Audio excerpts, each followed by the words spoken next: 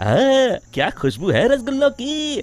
सच में चंपक चाचा के हाथों में तो जादू है। वाह वाह, क्या मिठाई बनाते हैं। जैसे ही शामू सामने रखी मिठाई खाने जाता है, तभी अचानक मिठाई की थाली उसके सामने से गायब हो जाती है। अरे ये क्या हुआ, मेरी मिठाई कहाँ चली गई। तभी किसी की जोर जोर से हंसने की आवाज आती है। शामू देखता है सामने एक चुड़ैल खड़ी उसकी मिठाई खा रही है। ये तो मेरी मनपसंद मिठाई है। और तू इसे अकेले अकेले खाना चाहता था। अरे चुड़ैल दीदी, सारी मिठाई अकेले खा जाओगी क्या। अब थोड़ी मुझे भी दे दो। मिठाई के साथ साथ मैं तो तुझे भी खा जाऊंगी। अरे बाप रे, भागो, इस भुक्कड़ चुड़ैल का कोई भरोसा नहीं। रुक जा, भागता कहाँ है। अरे भागो रे। शामू अपने सर पर पैर रखकर वहाँ से भाग जाता है। देखते ही देखते अगले कुछ दिनों में पूरे गांव में भूखी चुड़ैल का आतंक कायम हो जाता है। चुड़ैल रोज किसी न किसी के घर से उसका सारा सामान गायब कर देती। धीरे धीरे उस गांव में अनाज की कमी होने लगी। लोग बड़ी मुश्किल से एक वक्त का खाना खा पाते। फिर एक रात गिरधारी सेठ अपनी दुकान बंद करने ही वाला होता है कि तभी अचानक उसे चुड़ैल के हंसने की आवाज सुनाई देती है।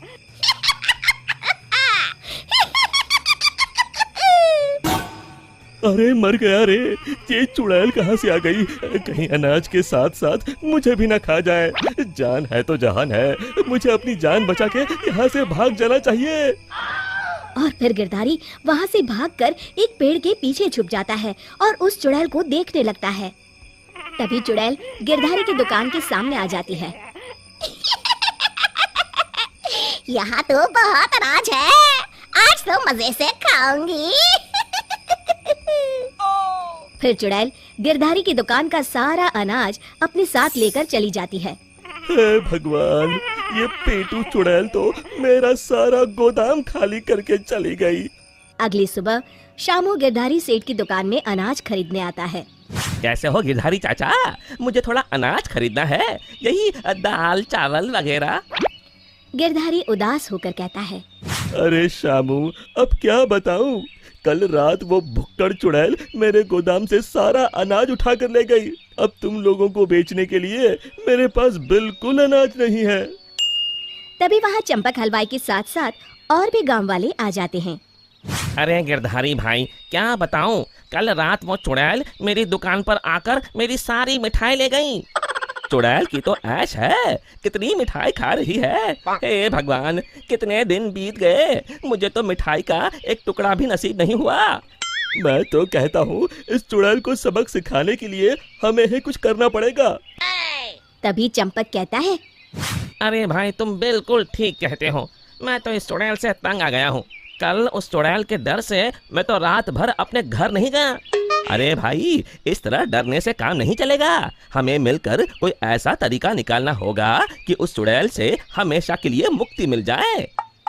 तभी भीड़ में खड़ा हरिया कहता है, भाइयों, अगर मेरी बात मानो तो हमें उस चुड़ैल की कमजोरी का फायदा उठाना चाहिए, और उसकी कमजोरी है खाना। हाँ, तुमने सही कहा, उसे खाने का लालच देकर फंसाना होगा। उस चुड़ैल को खत्म करने के लिए मेरे पास एक बढ़िया तरकीब है। फिर अगले दिन हरिया चंपक मिठाई वाले से खूब सारी मिठाई बनाने के लिए कहता है। फिर वो तेल के व्यापारी कल्लूमल के यहाँ से बहुत सारे तेल के बड़े बड़े पीपे बैलगाड़ी में लाद कर लाता है। शामू भागता हुआ वीरू के पास आता है और कहता है, ये लो वीरू भैया, आपके कहे अनुसार मैं बहुत सारी मजबूत रस्सियाँ ले आया हूँ।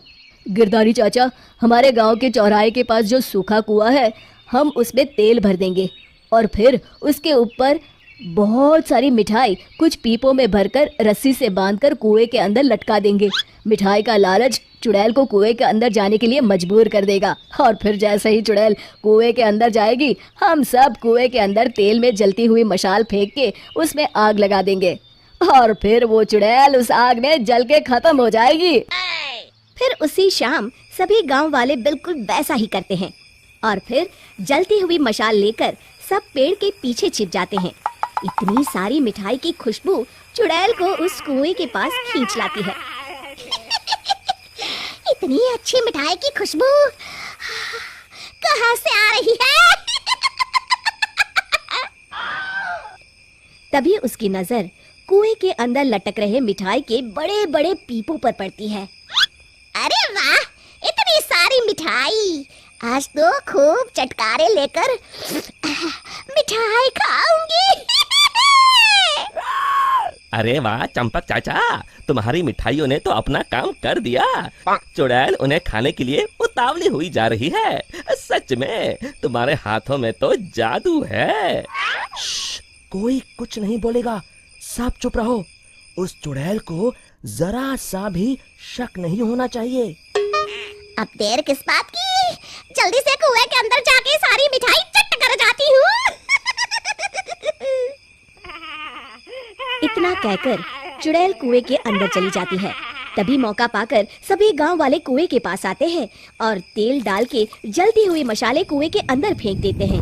अचानक कुएं में भीषण आग लग जाती है। मर गई रे!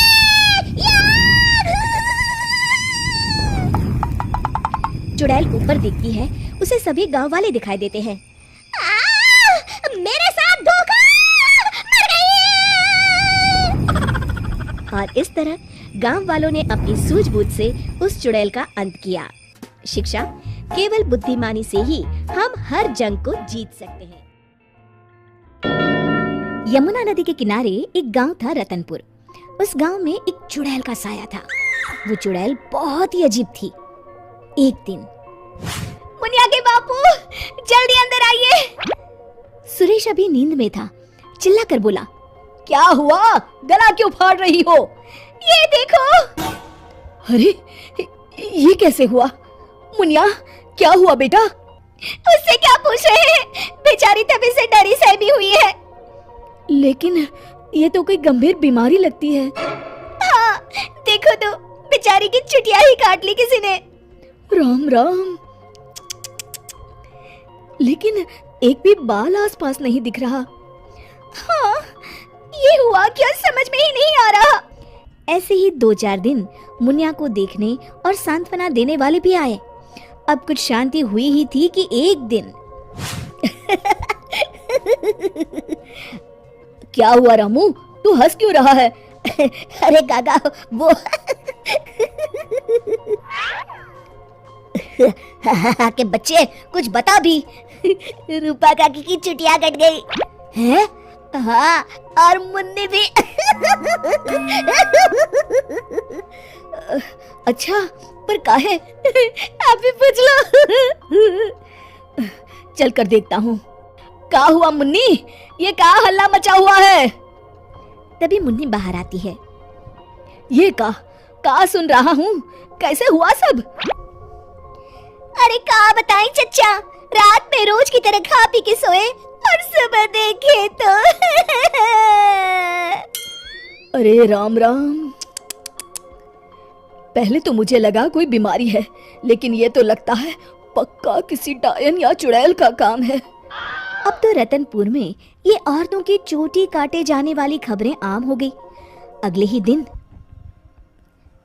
सरिता, आज बहुत गर्मी है, मेरा बिस्तर बाहर लगा देना। जी ठीक है। सरिता ने रमेश का बिस्तर बाहर और अपना और चुनिया का आंगन में लगा लिया। रात में रमेश को प्यास लगती है। बड़ी प्यास लगी है, लगता है सरिता ने पानी नहीं रखा। कोई नहीं, खुद ही ले लेता हूँ। अंदर जाने पर वो देखता है कि सरिता के बिस्तर के सिरहाने चुड़ैल खड़ी है। वो एक हाथ से सरिता की चोटी पकड़े हुए है और चाकू से उसकी चोटी काट रही है। वो जोर से चिल्लाया, चुड़ैल, बचाओ बचाओ, चुड़ैल। सरिता और चुनिया उठ गए। गांव वाले भी फौरन आ गए। देखते हैं चुड़ैल हाथ में सरिता की चोटी लिए खड़ी है। भीड़ देखकर वो हंसते हुए बोली,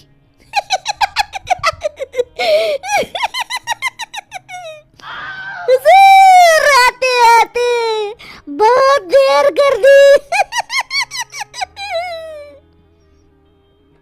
सरिता तो डर के मारे बेहोश हो गई, पर बाल तो जा ही चुके थे। अरे आखिर चाहती क्या हो? पर चुड़ैल उनकी बात अनसुनी करके सरिता की चोटी घुमाते हुए सबकी आंखों के सामने गायब हो गई। चोटी वाली चुड़ैल की खबर जंगल की आग की तरह पूरे गांव में फैल गई और गांव में बातें चलने लगी। मुनवा, सुना है कल तेरी भाभी की भी चोटी चुड़ैल ले गई। हाँ हाँ, उन्हीं के घर मिलने जा रहा हूँ। वैसे तो ठीक ही रहा, कम से कम अब सर पर पल्लू तो टिकेगा। ये बात सही कही आपने। इतना कह के दोनों वहां से चले गए। इसी तरह चुड़ैल का डर सारे गांव में बढ़ता गया और लोग घर छोड़कर वहां से जाने लगे। तभी कुछ गांव के लोग आपस में बात करने लगे, क्यों ना सरपंच जी के पास चले। हाँ, सरपंच जी ने दुनिया देखी है, कोई ना कोई उपाय ढूंढ ही निकालेंगे। हाँ चलो। और सभी गांव वाले सरपंच जी के घर पहुंच गए। समस्या सुनकर सरपंच ने कहा, समस्या तो सच में गंभीर है। मेरी अम्मा की भी है, आपके यहाँ भी? हाँ, अब क्या करें, चुड़ैल पर किसी का वश है क्या? कोई तो उपाय होगा सरपंच जी। इसके लिए किसी ओझा से मिलकर बात करनी होगी। तभी मदन बोलता है, अगर हमें अपने गांव से इस चुड़ैल का साया हटाना है तो हमें उसकी चोटी काटनी पड़ेगी। मेरी नानी ने मुझे बताया था कि हर चुड़ैल की शक्ति उसकी चोटी में होती है। अगर हम किसी तरह उसकी चोटी काटने में सफल हो गए तो उससे अपना गांव छुटकारा पा जाएगा। बताओ कौन जाएगा चुड़ैल के पास? मैं उसे बताऊंगा कि क्या करना है। अरे मदन भैया, हम मुखिया जी के पास आए हैं मदद मांगने, वही जाएंगे। अरे ऐसे कैसे? मैं गया तो गांव कौन संभालेगा? इस रामू को भेज देते हैं। अरे ओ मुखिया, पगला गया है क्या? भरी जवानी में मौत के मुंह में चला जाऊं? तुम सब छोड़ो, मैं चला जाऊंगा। देखो, वो चुड़ैल अपना काम तभी करती है जब कोई सो रहा हो। आज तक कोई जगा हुआ इंसान उसका शिकार नहीं हुआ है ना? हाँ, सो तो है। तो आज रात सभी को जागते रहना है, सिर्फ मैं सोने का नाटक करूंगा। हाँ हाँ ठीक है। फिर मदन नकली चोटी लगाकर और साड़ी पहनकर पंचायत के चबूतरे पर ही सो गया।